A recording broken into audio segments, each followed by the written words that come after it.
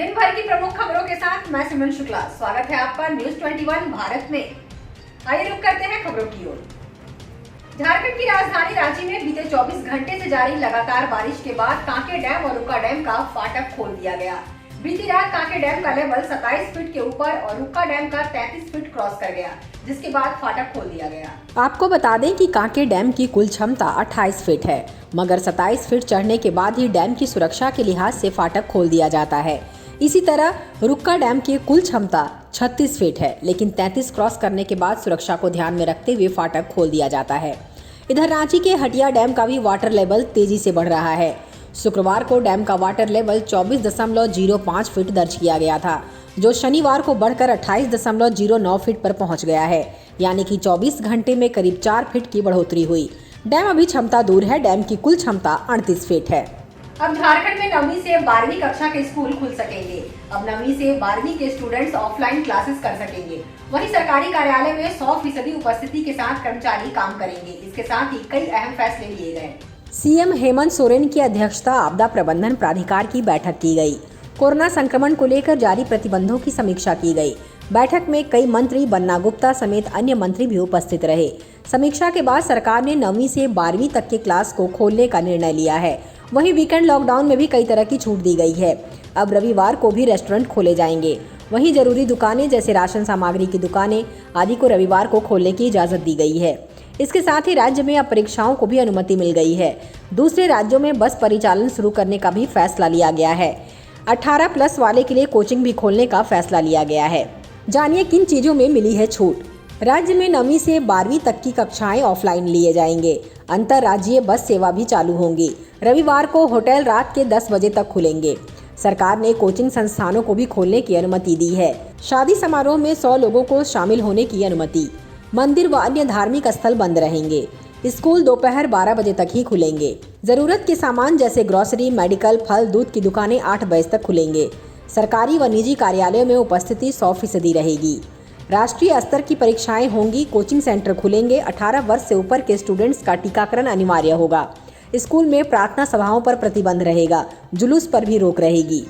इस कोरोना में लोगों की लापरवाही साफ साफ देखने को मिल रही है। झारखंड में 32 नए पॉजिटिव मामलों की पुष्टि हुई है। वहीं 29 मरीजों ने कोरोना को मात दी है। कोरोना से 2 मरीज की मौत हो गई। पूर्वी सिंहभूम और बोकारो में भी मरीज की मौत हुई है। अब राज्य में 259 एक्टिव मामले हैं। भले ही कोरोना के मामलों में धीरे धीरे कमी आ रही है, लेकिन सावधानी बरतना अब भी बेहद जरूरी है। आपको बता दें कि राज्य में पिछले 24 घंटे में 51,265 मरीजों का कोरोना टेस्ट किया गया। वहीं रांची में 6 नए कोरोना के मामले सामने आए हैं। इसी के साथ 3 मरीजों ने कोरोना को मात दी है। झारखंड में अब तक कुल 3,45,983 कोरोना पॉजिटिव मामले मिले हैं।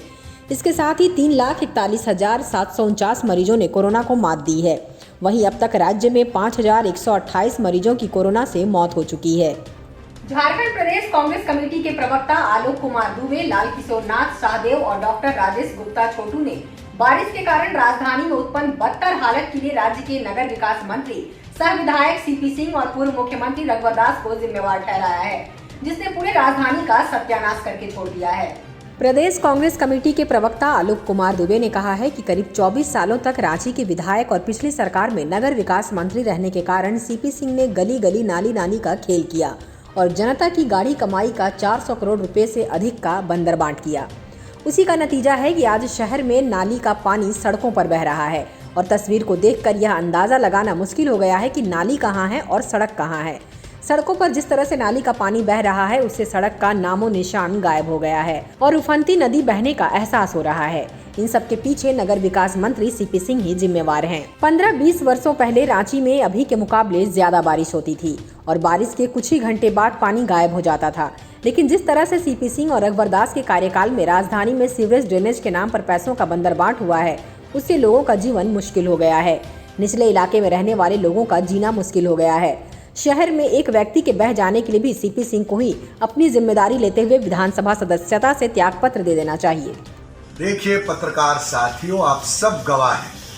2 दिन के बारिश में राजधानी के हालात बद से बदतर हो गए, सत्यानाश हो गया, चौपट हो गया। 24 वर्षों तक राजधानी के विधायक के रूप में नगर विकास मंत्री के रूप में और न जाने किन किन पदों की शोभा बढ़ाते रहे माननीय सीपी सिंह। नली गली की ही राजनीति में रहे, लेकिन दुर्भाग्य है कि आज रांची में नली कहां, गली कहां, बारिश का पानी कहां, अब लोगों के निधन भी हो रहे हैं इस बारिश में। वो सीपी सिंह जी, साथ में माननीय रघुवर दास जी भी शामिल हैं। 400 करोड़ रुपए का सीवरेज ड्रेनेज और न जाने कितने अभियंताओं के साथ साठ-गांठ करके ठेकेदारी व्यवस्था को मजबूत करने वाले, एक न स्कूल बनाया, न अस्पताल बनाए, न कुछ बनाया। किया क्या? यही काम किया, भ्रष्टाचार में अंतर्लिप्त रहे। और आज 16 महीने से कहां गायब है?